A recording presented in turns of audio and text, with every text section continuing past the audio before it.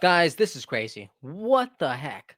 You gotta be kidding. So an explosive fight just broke out at the White House in the Oval Office between JD Vance, Zelensky, and President Trump.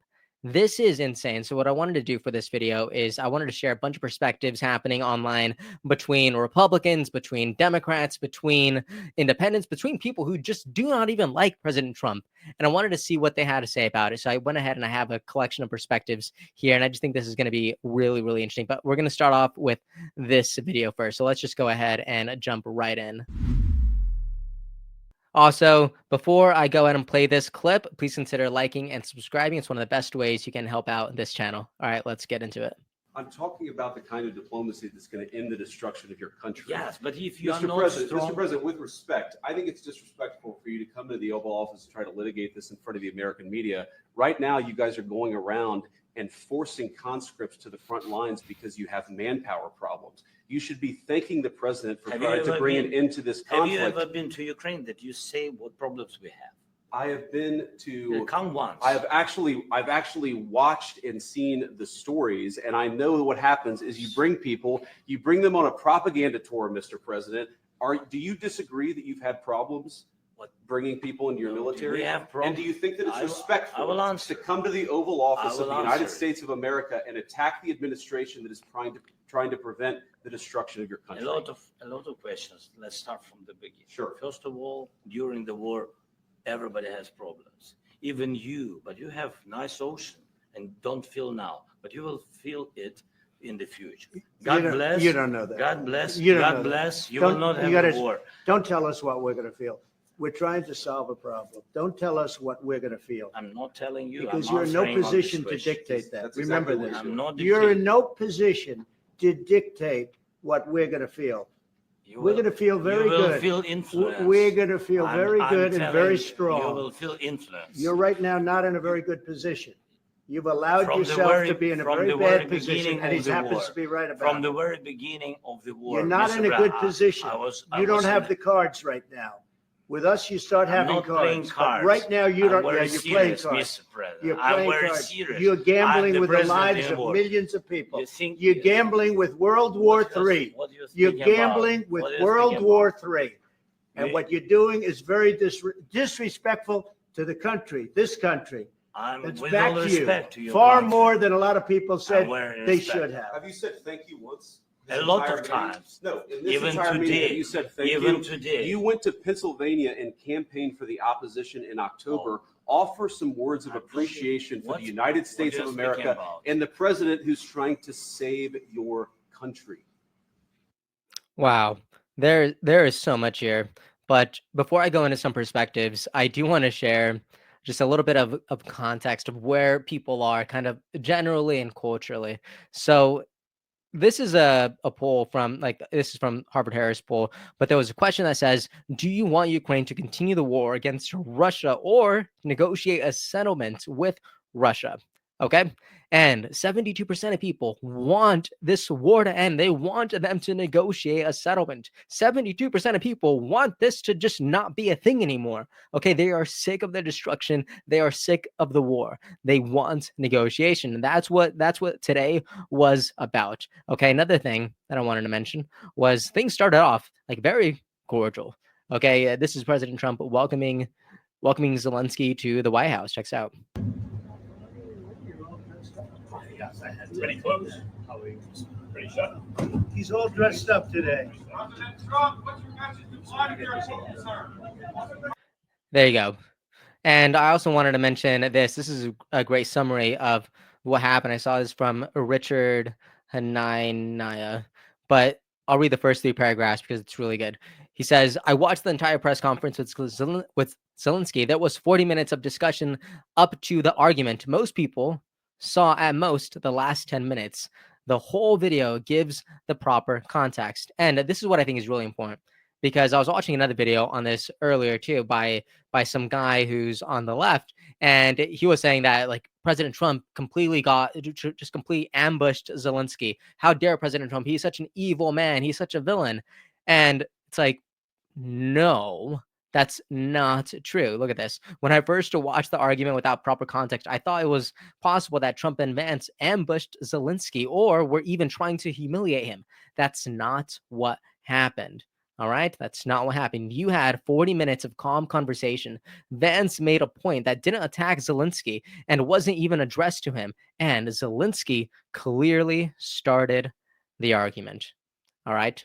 So, now, oh, actually, this is actually very important too. If this doesn't tell you about kind of a little bit more on President Zelensky, but he actually did end up apologizing later on Fox News, right? So he clearly understands that he was way at fault here, and I'll go ahead and play this too. Check this out.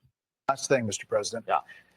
Do you think your relationship with Donald Trump, President Trump, after today, can be salvaged? Can be. Yes, of course, because it's relations more than two presidents. It's the historical relations, strong relations between our people. And that's why I always began with to thank your people, from our people.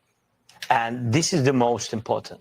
And of course, thankful to President and of course to Congress, but first of all to your people. Your people helped to save our people.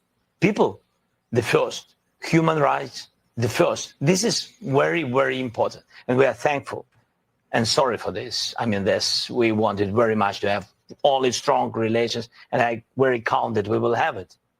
Last thing, Mr. President. So, was that enough? I don't think so. He apologized, but I don't think that change in attitude came at the best time, right? Because the words have already been spoken. You know, I'm imagining toothpaste. Once toothpaste gets out of the tube, can't go back in. Right? Can't take these things back. Right? People have already made up their minds about this moment, about this guy, and they've heard everything that they need to hear. And look at the Oban. He says, "Tell that guy to give us our tax dollars back and get the F out of here." Disrespectful guy using our money and using his own people. Brett Cooper even gets in on the action on this post. She says, "This is my reality TV," with some popcorn emojis. So good. I love this post too by, it looks like kind of an anonymous account, but I love that they were talking about the body language displayed in this clip. Look at this. They write, "I love the body language. Vice President J.D. Vance is dressing Zelensky down like he's a toddler, and Zelensky is acting like a toddler." You can tell Vice President Vance has President Trump's full confidence, and then Zelensky tries to talk smack, and they both shut him down in unison. This team is solid. Look at this. There we go. And both of these guys just go in at the best moment against Zelensky. I think it's just really, really powerful stuff. And again, it really does show that partnership and that unity. Joel Pollack says, no matter how angry Netanyahu was at Biden, he was never stupid or arrogant enough to try a stunt like this. Ukraine just lost most of the goodwill it had among Americans, at least among Republicans. And Republicans are in charge. There we go.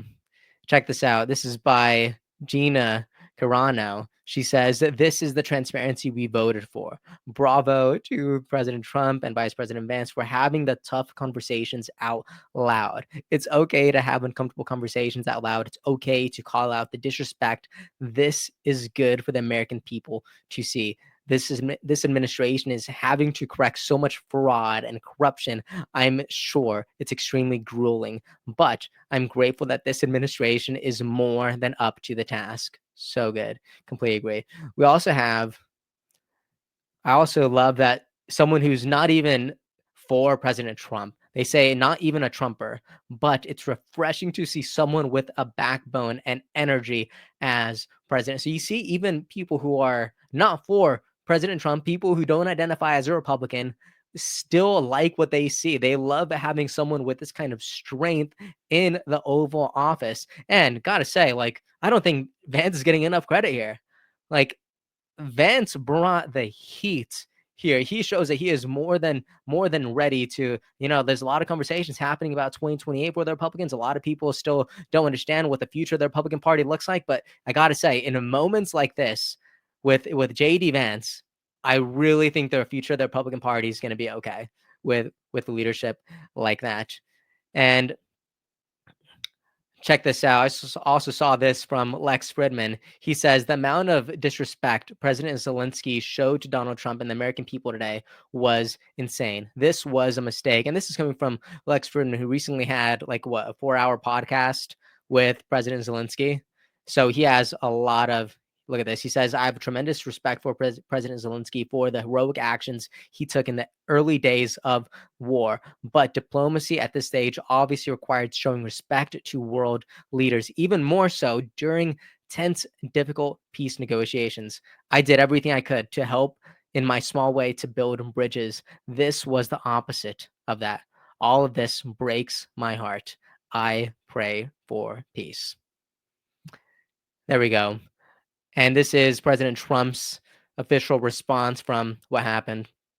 He says, we had, this was posted to his official or his verified Truth Social account. He says, we had a very meaningful meeting in the White House today. Much was learned that could never be understood without conversation under such fire and pressure. It's amazing what comes out through emotion. And I've determined that President Zelensky is not ready for peace if America is involved, because he feels our involvement gives him a big advantage in negotiations. I don't want advantage. I want peace. He disrespects the United States of America in its cherished Oval Office. He can come back when he is ready for peace.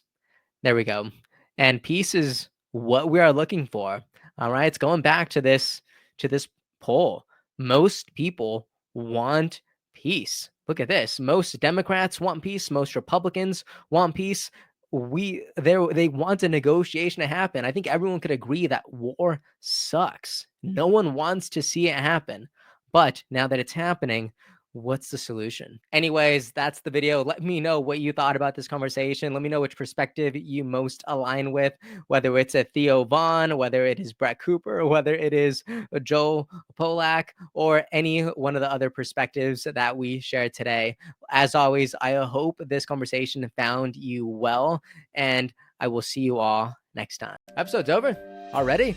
Geez, that was fast. Well, they say beautiful things do not last forever, but feel free to watch and listen to another one of these episodes if you're interested in those conversations as well. Also, this next part is huge. Make sure to obliterate that like and subscribe button and turn on the notification bell so you never skip a beat. I also have a newsletter where we dive into the news, politics, and ideas that shape our future. If you're interested in signing up, I'd really appreciate that. Anyways, that's the end of this episode. Thank you so much for watching and listening, and I'll see you next time.